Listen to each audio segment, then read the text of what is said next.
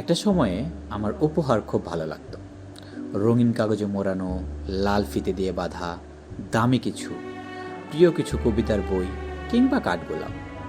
মানুষ চলে যেত, উপহারগুলো আমি আগলে রাখতাম। হয়তো ধুলোর পুরো আস্তরণ পড়তো, হয়তো ফুলের পাপড়ি শুকিয়ে রয়ে যেত বইয়ের পাতার ভাঁজে, হয়তো ঘুণে ধরা ড্রয়ারের একটা পাশে অবহেলায় পড়ে থাকতো কিছু একটা। সেগুলো আমি গোটা জীবন রাখতে পারলাম কই।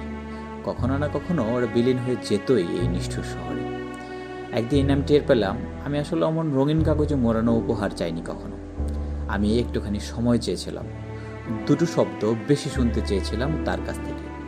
চেয়েছিলাম কিছুটা সময় সে থাকুক, শুধুই থাকুক। আমি খুব করে চেয়েছিলাম সে আমায় একটা বার প্রিয় নামে ডাকুক, যে নামে আর কেউ আমায় ডাকেনি কখনো। খুব বেশি কিছু চাইনি তার কাছে, শুধু চেয়েছিলাম একটা সাদামাটা বিকেল, যে বিকেল এক নিমিষেই ফুরিয়ে যায়, কিন্তু চোখ বুঝলেই যে বিকেলের প্রতিটা মুহূর্ত টের পাওয়া যায়। এই ভীষণ ক্ষুদ্র জীবনে যে আমাকে তার জীবন থেকে দুটো মুহূর্ত বিলিয়ে দিয়েছে, তারে আমি তীব্রভাবে ভালোবাসি। ভয়ঙ্কর ব্যস্ত এই পৃথিবীতে সময়ের চেয়ে বড় উপহার আর একটিও নেই।